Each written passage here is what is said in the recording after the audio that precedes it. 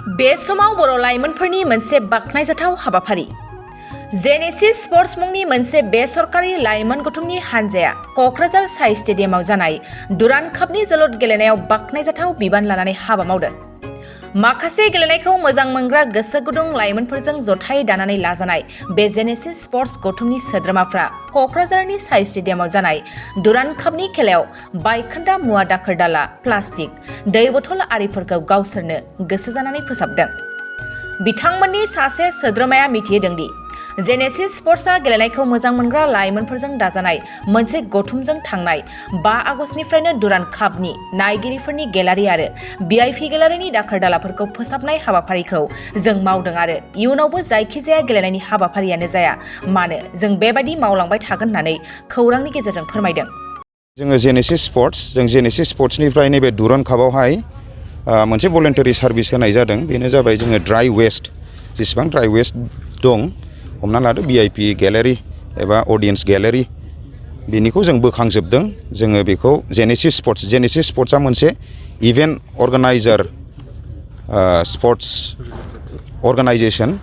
दा बावहाय जोङो फुटबल लाभार बिदिनो एनि स्पर्ट्स लाभार जोङो ओंखायनो दा मोजां मोननानै जे जोंनि जायगायावनो फैदों दुरान्ड कापआ दा बेखौ मोजां मोननायलाय जोङो मोनसे भलेन्टारि सार्भिस होफैदों। इन फिउचारावबो जोङो बेबायदिनो होनो नाजागोन खिन्थु जोंना मेन एम्स एन्ड अबजेक्टिभआनो जादों जे जोङो जोंनि लकेल एरियायाव मोनसे स्टेन्डार्ड गेम एबा स्पर्ट्स इभेन्ट अर्गानाइज खालामनाय फ्रम फिउचार। थांनाय मास मोननैयाव जोङो मोनसे चेस कम्पिटिसन अर्गानाइज खालामनानै थांबाय आरो जों नै थांनाय मास जुलाइआवसो जोङो सामार केम्प बेडमिन्टन होनाय जादोंमोन।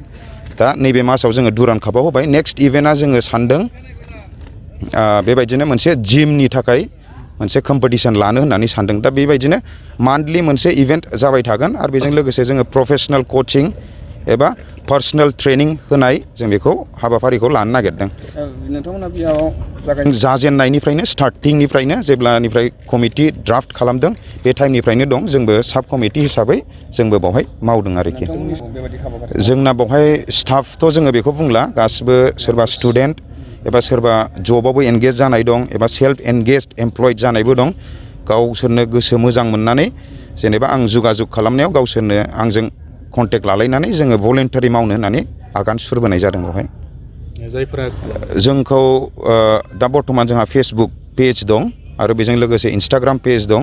दा बेवहाय फेसबुकाव जोंहा नाम्बार होनाय दं, जोंजों कन्टेक्ट खालामनानै बे हाबाफारिखौ जों मावफानो हायो। अफिस दं नामा? जोंहा दासिमबो अफिस एस्टाब्लिश जाथ'वाखै। जोङो दासो आगान होजेनदों। हयथ' जोंहा फिउचाराव जोंहा अफिसबो जागोन, गासिबो वेल सेटआप जागोन जोंहा। माब्लानिफ्राय जागोन?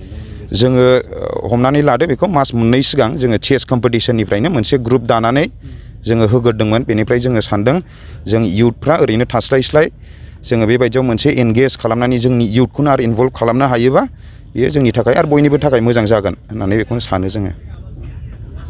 गोजोनथाव खौरां! बाजाज बाइक सालायनो मोजां मोनग्राफोरनि थाखाय गोजोनथाव खौरां। दावहारु अट' एजेन्सिया बाजाज बाइक सालायनो मोजां मोनग्रा रायजो राजाफोरनो होगासिनो दं इन्डिपेन्डेन्ट डेनि थाखाय ल' डाउन पेमेन्ट आरो इजि एक्सचेन्ज अफार।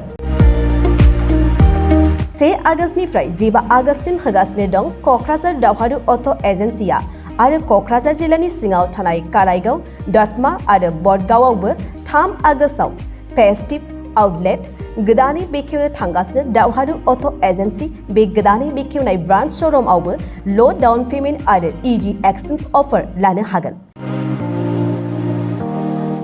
बाइक सालायनायाव हमनो थाखाय हेलमेट बेसेन लायालासे बाइगिरिया मोननो हागोन आरो सीट कभार्स। बेनि अनगायैबो जाय फाइनेन्स लागोन बिथाङा खम डाउन पेमेन्ट होनानै लानो हागोन। बायग्रा ग्राहक सुबुंफ्रा दावहारु अट' एजेन्सियाव बाजाज बाइकखौ बायनो सानोब्ला नैबे मबाइल नम्बर 8822018193 आरो 600003991187 आव थोंजों फोनांजाब खालामनो हागोन।